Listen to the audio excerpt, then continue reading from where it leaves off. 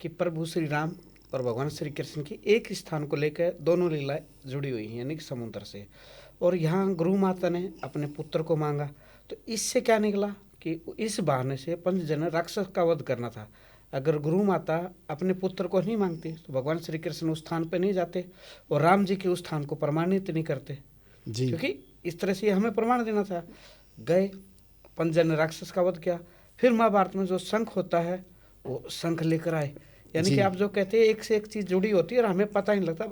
अभी जैसे बस हम सामान्य कथा सुनते हैं कि गुरु माँ ने अपने पुत्र को मांग लिया भगवान, बस प्रसंग यही समाप्त कर दे। लेकिन आपने एक छोटे से प्रसंग में बिल्कुल एक कहते हैं ना, एक लाइन का सार के 6-7 प्रसंग सुना दिए जुड़े हुए घटनाक्रम।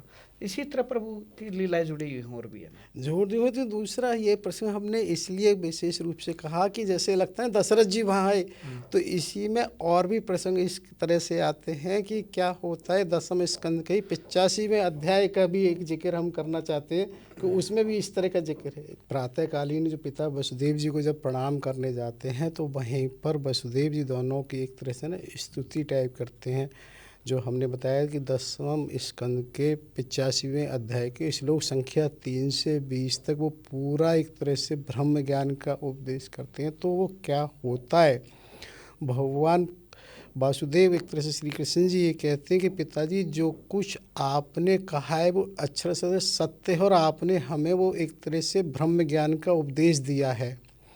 तो वो क्या है कि वास्तव में तो प्रभु लीला सिर्फ ये कराते हैं कि उनका भी उद्धार हो जाए, पिता का भी, भले ही पिता हैं लेकिन वो ये तो चाहते हैं उनका भी उद्धार हो जाए।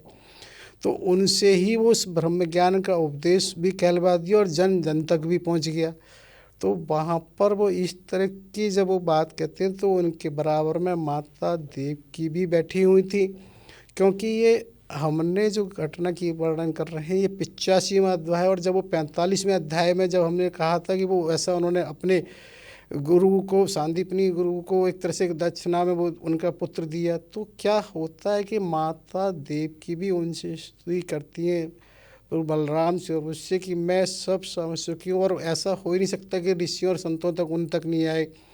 तो उन्होंने भी ये प्रभु से कहा कि मेरी भी इच्छा अपनी संतानों को देखने की है, तुम सर्वसमर्थ हो, मैं तुम्हारी शरण में हूँ। क्योंकि यहाँ ये माता ने कहा है, तो ये चीज़ देखिए कि वहाँ पर जो शब्द लिखे हुए हैं उन्होंने कहा है मैं देखने की इच्छा रखती हूँ। तो क्योंकि प्रभु की लीला को प्रभु ही जाने, तो वहाँ पर ऐसा आता है कि प्रभु बलराम जी के साथ वहाँ सुतल लोक में जाते हैं, जहाँ पर महाराज बलि उनका स्वागत सत्कार और वो करते हैं, और वो सब कहते हैं प्रभु आप तो योगेश्वर हैं, कुछ भी कर सकते हैं। तो वहाँ सब वो उन्हें ये बताते हैं कि इस तरह से जो पर उस समय के जो वहाँ से वो थे, एक तरह से मरीच की पत्नी ऊणा से जो 6 पुत्रों की प्राप्ति हुई थी, और वो ब्रह्मा जी की किसी कार्य के कारण एक तरह से उन्होंने उपहास सा किया, तो ब्रह्मा जी ने उनको श्राप दिया था, जिस श्राप के कारण वो एक तरह से यहाँ उसमें हिरण्यकश्यप के पुत्र रूप में जन्म हुआ था, जिसको योग माया से देवकी के गर्भ में ठहरा दिया गया था, और कंस के द्वारा वो एक तरह से मृत्युलोक को प्राप्त हो गए, तो उन्हें ही लेने की वो बात वहाँ करते हैं। तो क्या होता है कि ऐसा तो निश्चित है कि कोई बात ही नहीं है वहाँ से कि, और वहाँ पर जो महाराज बलि हैं उनको सप्रेम वो देते हैं, और उन्हें जब वो लेकर आते हैं तो एक वात्सल्य और वो छलकना स्वाभाविक है माता देवकी का, क्योंकि एक इतने लंबे समय और ये होता भी है।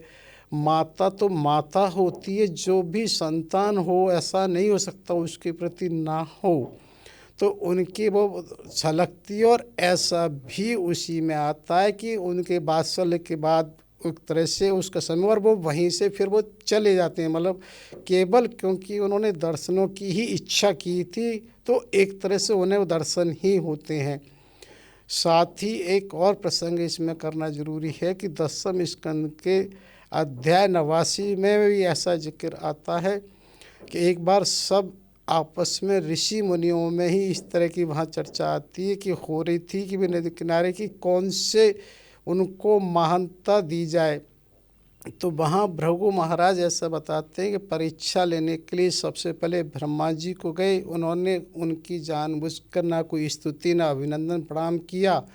उन्हें क्रोध आया, वो चले आए। उसके बाद ऐसा कुछ आता है कि वो भगवान शंकर जी के पास भी गए, तो वहाँ किसी वजह से उनको भी क्रोध आया। माता पार्वती ने उन्हें रोका तो वो चले आए। इधर ये आता है कि वो जब विष्णु लोक में आए तो उन्होंने वहाँ माता लक्ष्मी जी के बैठे होने के बावजूद भी वो सीधे प्रभु के वक्ष स्थल पर अपने पैर से प्रार्थना किया और उन्होंने उनका पैर को पकड़ लिया कि प्रभु बड़ी कृपा की, मैं अनभिज्ञ आपका सत्कार नहीं कर सका। और इसको इस तरह से कुछ ये आता है तो वहाँ पर ये चीज़ आती है कि भाई उससे ये सिद्ध हो गया कि प्रभु ही सर्वोपर हैं, उनका पूरा नियंत्रण क्रोध पर है। और कहीं उन्होंने तो उल्टा ही अवहेलना की, मैं आपका स्वागत सत्कार ना कर सका।